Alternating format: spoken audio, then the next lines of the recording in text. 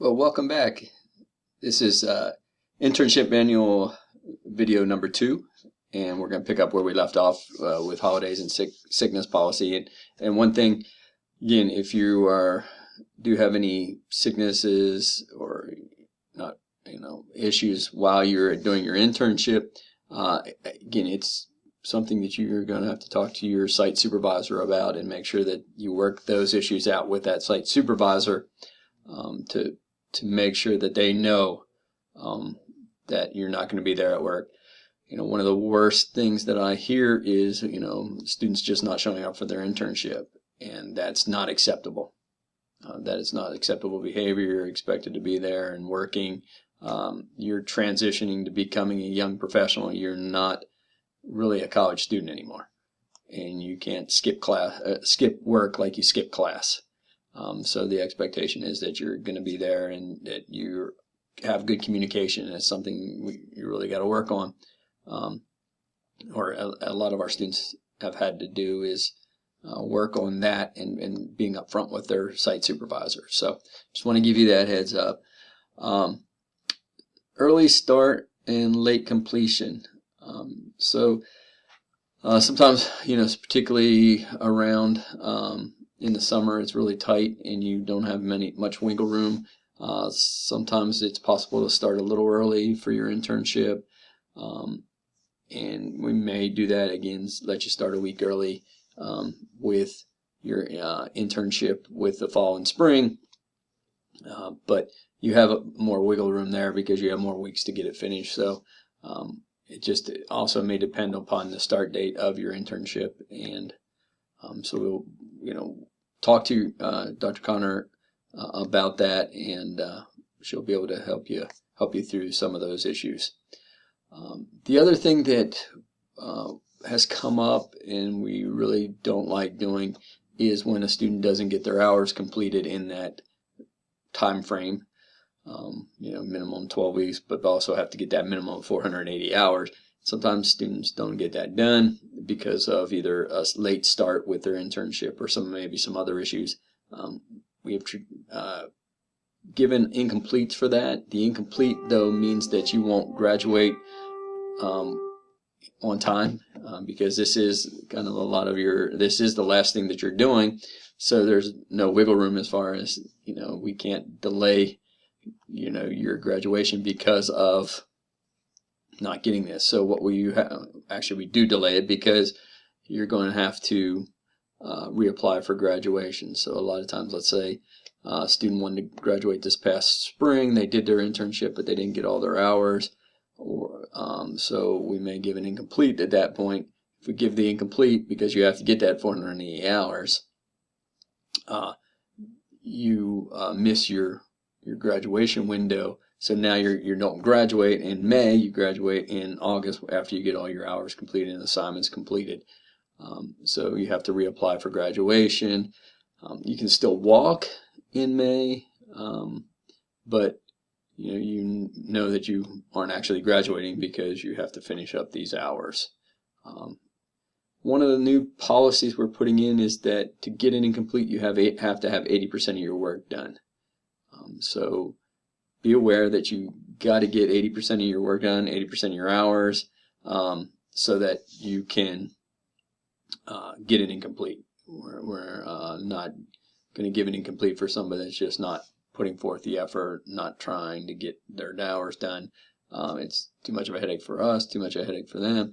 So we're just going to you'll fail at that point if you don't have your 80% of your work done, and potential and a good reason why you're getting that incomplete. So just be aware of that.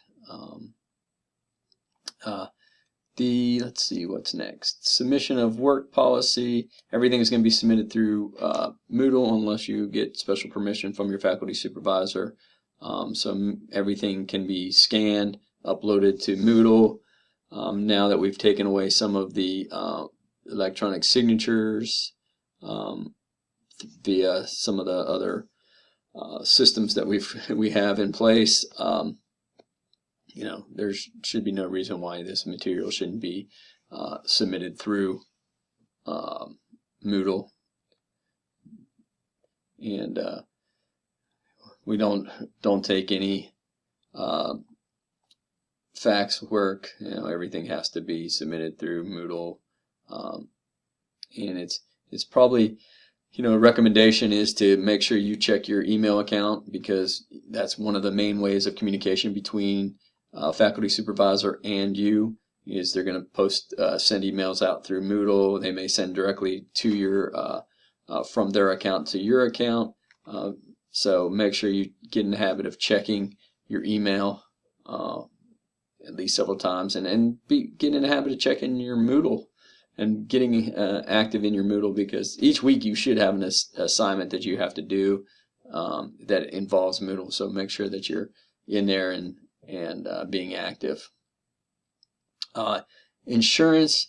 The university will provide you some general tort liability insurance, but there are other options out there to help you if you are worried about coverage. It sometimes, as we talked about in risk management side of it, you got to be very careful, and so maybe having some of that extra protection might not be a bad idea. Okay. Student athlete policy. One of the policies we have for student athletes have to do 480-hour requirement like everybody else. And we have one other thing that policy for the student athlete is that they cannot do their internship with their particular sport or their coach. We want the student athlete to branch out and get some other additional experiences and work on some additional skills. And it's also not ethical for them to be working for their coach. So that'd be one thing that we'll check to make sure that if you're a women's tennis player, that you're not trying to do your internship with the women's tennis team. You can go with the men's tennis team, that's fine. You just can't be with the women's tennis team. Okay. Academic integrity. Again, all work has to be your own.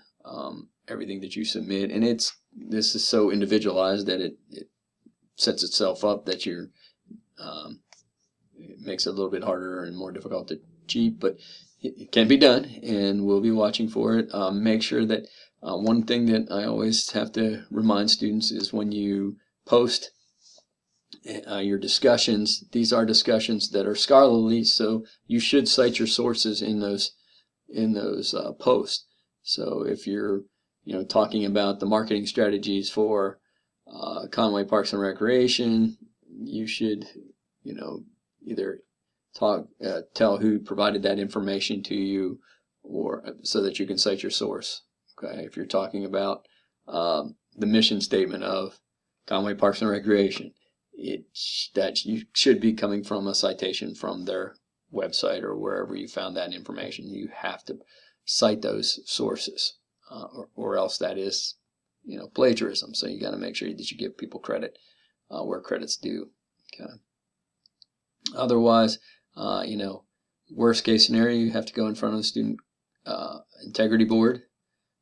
So we don't want to put you into that situation, especially with a 12 credit hour course. It's hard to, hard to explain a 12 credit hour FX, and that won't go away. Okay. And failure to abide by any of the policies that we've set up with academic integrity will result in at least a minimum of 0. Okay, so make sure you don't put yourself in that situation. AI, again, the material should be your own. It should be based upon you and your experiences. But again, if it's found that you're using AI to get your information or to write your reports, then we'll have an issue, and again, academic integrity will have to be called in for that. Okay. Let's see, going down here. Preparation for your internship. So just to be aware, we've had prerequisites throughout. You're doing one of your prerequisites right now. You're taking your 1 credit hour, RSM 396, which going over everything about that you're doing. So it's preparing you for your internship. Other things that you may not have been aware that you did, you got maybe 150 hours of field experience. Through the experiences that you've had, you've gotten 150 hours of experience out there. That's something that we look for you to go out and do your internship. You did the written and exit exam, or you will be doing that here in the near future. And then doing your resume, your cover letter, coming up with your goals and objectives, coming up with a plan of what you want to do for your internship. So, and then the last thing, a couple things here is making sure that you create your handshake and get that activated so that you can go out and get your hours started. And then the other important part that sometimes students forget is that you have to register for a 12 credit hour internship. And you can't do this on your own as far as just going into self-service and registering for the class. You actually have to go in and do a special permission. This class is, your internship is protected by prerequisites, as well as it is all those everybody applies is reviewed by me as the chair. So make sure that you go in, go into special permissions, and you can't do it through self-service. You have to go into special permissions and do the online special permission to get enrolled into RSM 496. It is 12 credit hours, and it does require 12 credit hours of pay. So sometimes students are surprised by, well, gosh, why am I paying to do an internship? Well, there's still that scholarly and academic side of it, and you're getting 12 credit hours of coursework towards that internship. So out of that 120 credit hours that you have to have for graduation, 12 of it is the internship. So you need to do those hours. Okay, so I don't want you to be surprised that you have to pay for your academic tuition there. You're doing your agency search and selection right now with this class, and working your way through that. The other thing we want to be aware of is you're going to create your experience in Handshake. We used to have a lot of forms that you had to fill out, and your site supervisor had to fill out at your agency. That's all going away. So we don't have, old days you had job descriptions, code of conduct, learning contract, you had MOUs that you had to do. That's all now embedded in Handshake. And so I have a video here for you, and it's also in, as part of the assignments for this class that you have to go in and watch the video, and it'll show you, walk you through the Handshake process, and show you how to go about doing that. Really rather easy, when you get into it. Really all you need for your Handshake is to know who your site supervisor is going to be, what their phone number is, what their email address is, and you're pretty well set to go in there and do that. Okay. One other new thing, a relatively new thing, is to kind of get away from some of the paper.